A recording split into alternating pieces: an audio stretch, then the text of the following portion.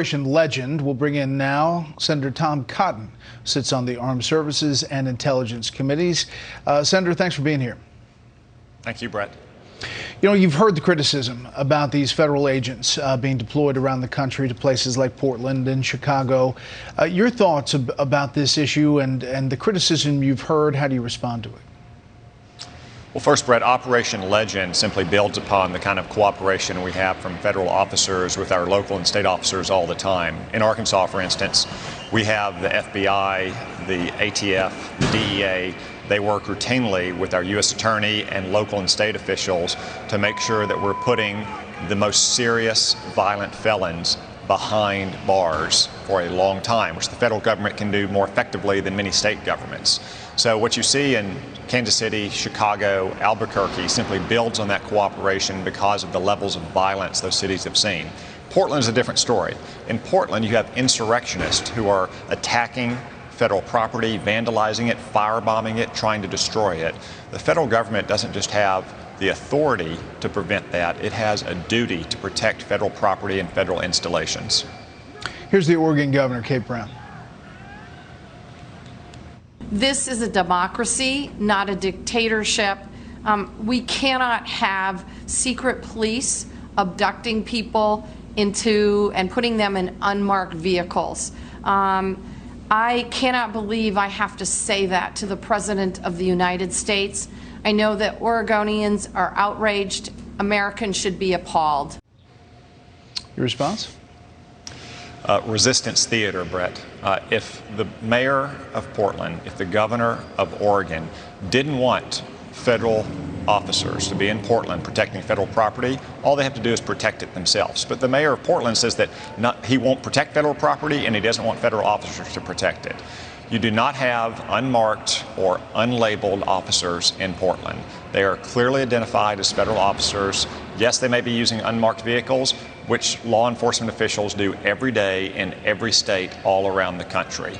If the mayor of Portland and the governor of Oregon don't want those federal officers there to defend federal property, then they should do their own jobs. I want to turn now to what's happening with the Chinese and the consulate in Houston, also just the back and forth between the U.S. and China. Here's the president on closing that consulate. As far as closing additional embassies, it's always possible. You see what's going on. We thought there was a fire in the one that we did close, and everybody said there's a fire, and I guess they were burning documents or burning papers, and I wonder what that's all about. What's the real story behind the closing?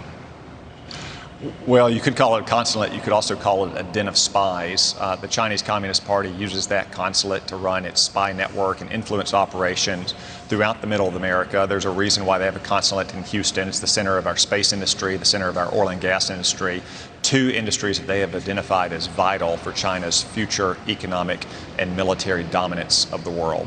The president took the right action. This has been well established for a long time that China is using those consulates to conduct espionage operations throughout the country.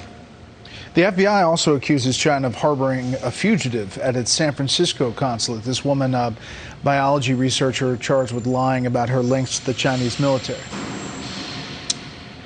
Yeah, I have no reason to doubt the FBI's claims there, and China should hand over that fugitive from American justice. But I think her circumstances highlight a bigger threat that we face. She lied on a visa about her ties to the People's Liberation Army to come into this country and do research. There are thousands of Chinese nationals who are connected to the Chinese Communist Party's People Liberation Army or their intelligence services. They lie on their visas, they come here to get access to our top universities or national laboratories, to steal intellectual property, to develop cutting-edge technology, and then take it back to benefit China. So we need to detain this fugitive and bring her to justice, but we need to address more broadly the threat that all of these CCP-linked officials pose to our country. The New York Times ran an op-ed, and it said, my relatives in Wuhan survived, my uncle in New York did not. My father, a Chinese pulmonologist, believes his brother could have been saved. This is by a molecular neurobiologist in China. Any problem with that? So I guess the New York Times op-ed page now will run explicit Chinese communist propaganda, but they can't run op-eds from Republican senators. Let's take a closer look at this author. He was a Chinese national. He immigrated here. He even naturalized to the United States, swore allegiance to our nation, said he wanted to be an American citizen, but then he left and went back to China and renounced his citizenship, apparently because he didn't like George W. Bush's policies.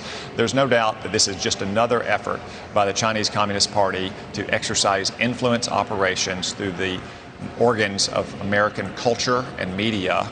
It's disappointing to see the New York Times run propaganda like this, but it's not terribly surprising.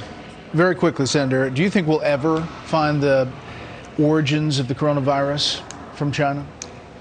I hope we do, but I have my doubts that the Chinese Communist Party will ever provide enough evidence or transparency or openness to discover that. Right now, all the evidence, it's circumstantial, but all the evidence points to the laboratories in China and some kind of accidental breach, not to the food market in Wuhan. Senator Tom Cotton, we appreciate your time. Thank you, Brett.